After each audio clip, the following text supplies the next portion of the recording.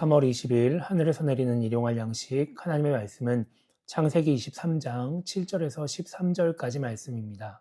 아브라함이 일어나 그 땅 주민 헷적 속을 향하여 몸을 굽히고 그들에게 말하여 이르되 나로 나의 죽은 자를 내 앞에서 내어다가 장사하게 하는 일이 당신들의 뜻일진데 내 말을 듣고 나를 위하여 소할의 아들 에브론에게 구하여 그가 그의 반머리에 있는 그의 막벨라고를 내게 주도록 하되 충분한 대가를 받고 그 굴을 내게 주어 당신들 중에서 매장할 소유지가 되게 하기를 원하노라 하매 에브론이 해쪽 속 중에 앉아 있더니 그가 해쪽 속 곧 성문에 들어온 모든 자가 듣는 데서 아브라함에게 대답하여 이르되 내 주여 그리마시고 내 말을 들으소서 내가 그 밭을 당신에게 드리고 그 속의 굴도 내가 당신에게 드리되 내가 내 동족 앞에서 당신에게 드리오니 당신의 죽은 자를 장사하소서. 아브라함이 이에 그 땅의 백성 앞에서 몸을 굽히고 그 땅의 백성이 듣는 데서 에브론에게 말하여 이르되 당신이 합당히 여기면 청하건대 내 말을 들으시오.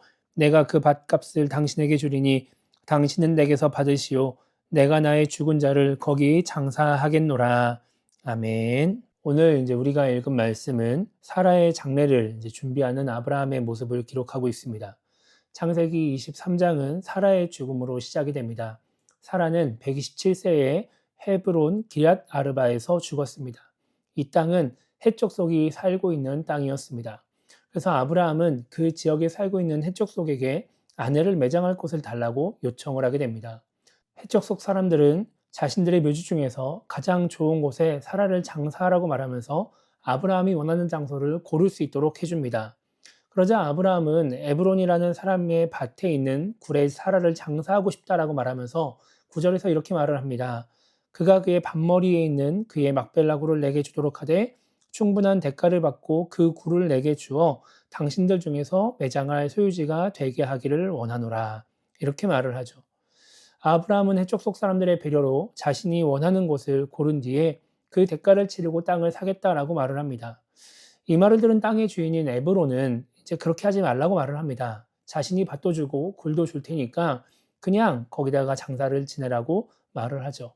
그럼에도 불구하고 아브라함은 대가를 지불하겠다고 말하면서 400세겔이라고 하는 그 대가를 지불하고 그 땅의 소유권을 가지게 됩니다. 학자들에 의하면 이 시대의 외부인에서 온 이주민이 땅을 사는 것은 쉽지 않은 일이었다라고 합니다.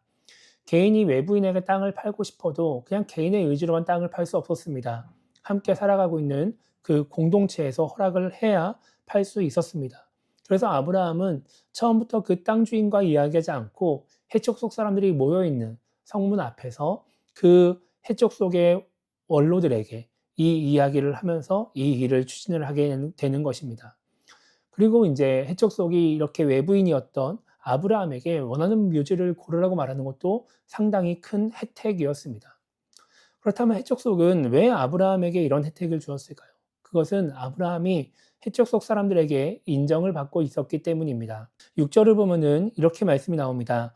당신은 우리 가운데에 있는 하나님이 세우신 지도자이시니 라고 말하고 또 우리 중에 자기 묘실에 당신의 죽은 자 장사함을 금할 자가 없으리다 라고 말을 합니다. 그러니까 지금 해쪽 속이 아브라함을 보면서 당신은 하나님이 세우신 지도자다 라고 말을 하는 것이고 그리고 해쪽 속 사람들 중 그 누구도 아브라함이 자신들의 땅에 장사하겠다고 했을 때 거부할 사람이 없을 것이다 라고 말을 하고 있는 것이죠. 그러니까 이것이 아브라함이 얼마나 이 당시 사람들에게 해쪽 속에게 인정받고 있는지를 보여주고 있는 것입니다.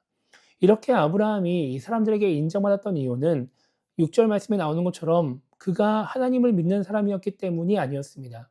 7절과 12절 보면 이런 말씀이 나옵니다. 해쪽 속을 향하여 몸을 굽히고 또 12절에는 그 땅의 백성 앞에서 몸을 굽히고 이렇게 말씀하고 있죠. 이때 아브라함의 나이가 137세입니다. 그러나 아브라함이 사람들 앞에서 몸을 굽혔습니다. 자기를 낮추는 것이죠.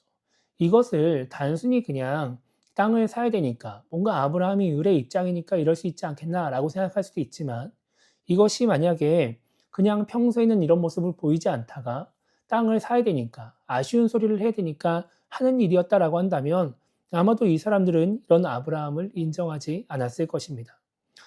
평소에 아브라함이 자신을 낮추는 모습을 보여주었기 때문에 원래 평소에도 아브라함이 겸손하고 뭔가 사람들에게 인정받을 만한 사람이었기 때문에 아브라함을 인정하고 또 아브라함에게 자신들의 땅을 내어주려고 했던 것이죠.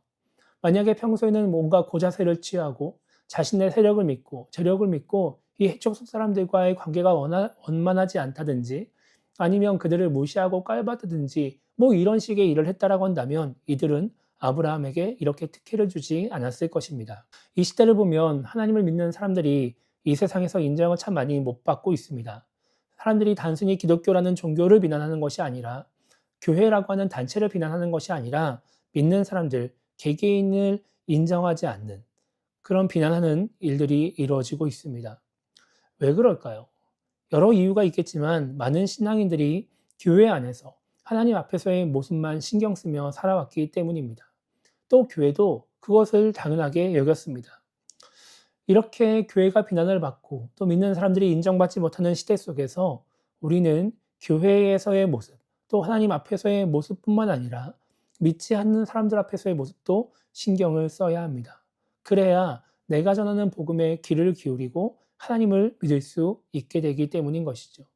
내가 직접 전도하고 내가 직접 그들을 하나님께로 인도하지 못한다 하더라도 최소한 하나님의 영광을 가리지 않아서 다른 사람들이 전도하는 길을 막지 않을 수 있는 것입니다. 이런 생각을 해봅니다. 만약 아브라함이 지금 나와 같은 모습으로 살았다면 과연 해족 속에게 땅을 살 수 있었을까? 이런 생각을 해보게 됩니다.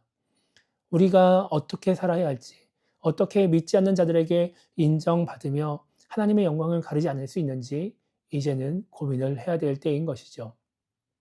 오늘의 말씀을 단순히 그냥 아브라함이 사라를 위해서 그 묘지를 산 이야기로 듣는 것이 아니라 이 해족 속에게 인정받았던 아브라함의 모습을 바라보며 우리 또한 어떻게 살아야 할지를 생각해 보는 시간이 되었으면 좋겠습니다.